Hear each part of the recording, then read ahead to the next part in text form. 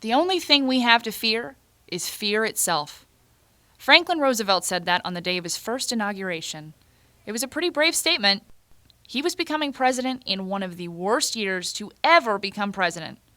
Smack dab in the middle of the Great Depression, he was staring down the barrel of a tanked economy. And he thought the only thing to be afraid of was fear?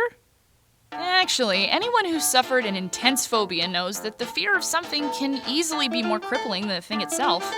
This week, we took a viewer suggestion from Dylan, who wrote in about his fear of learning how to drive. Well, Dylan, today we're going to walk you through a 5-step method for conquering your fear. Are you ready? Fear isn't entirely a bad thing. In fact, it's a biological response that keeps us from climbing into lion pits at the zoo and doing other similarly stupid things. However, when you don't address your fears, they can mess with your confidence. They can keep you from accomplishing the things that you want to do, and even take a toll on your mental health. We're going to show you how to face those fears head on. Pause and print this WellCast worksheet. Step 1. Put your fear under a microscope. Trying not to think about the thing you're scared of is about as easy as, ow, ignoring a nasty paper cut. You can do it until you accidentally get lemon juice in it. Instead of ignoring those thoughts, examine your fear completely. In your WellCast journal, write down exactly what you're afraid of and how this fear makes you feel. What are the physical side effects of feeling this way? What are you missing out on because of this fear? For example, my fear of learning how to drive is making me sick to my stomach every time I get in the car. Ugh, my heart races. I'm too scared to do anything more than back out into the driveway. I'm never going to get my license.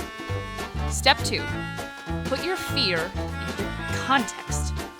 Next, on your worksheet, answer the question, logically, what is the worst thing that could happen? Okay, well, if your fear is of driving, the worst thing that could happen is you could wreck your parents' car, take out a mailbox, hit the neighbor's cat. You could run over your dad's foot.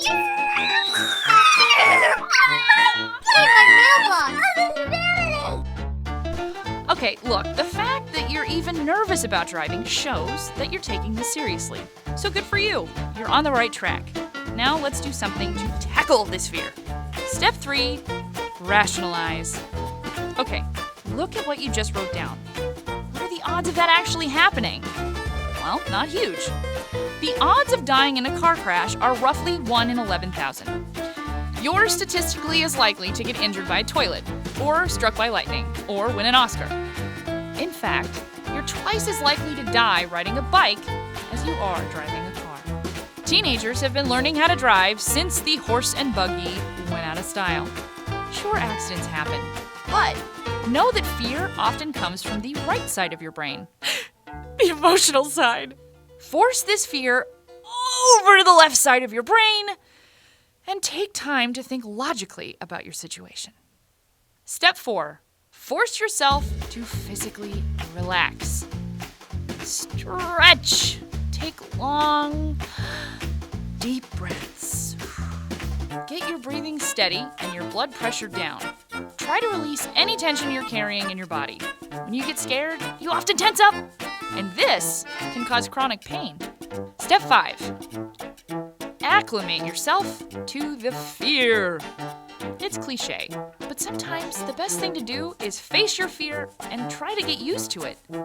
Usually, the more often you do something, the less scary it gets. Make a decision to put yourself in the path of things that scare you. As long as these things aren't dangerous, of course. All right, WellCasters, to recap. Today we covered coping with our fears. Step 1, put your fear under a microscope. Step 2, put your fear into context. Step 3, rationalize.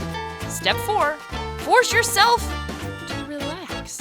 And step 5, acclimate yourself to your fear. Tweet us at WatchWellCast, email us at watchwellcast@gmail.com, or leave a comment down below.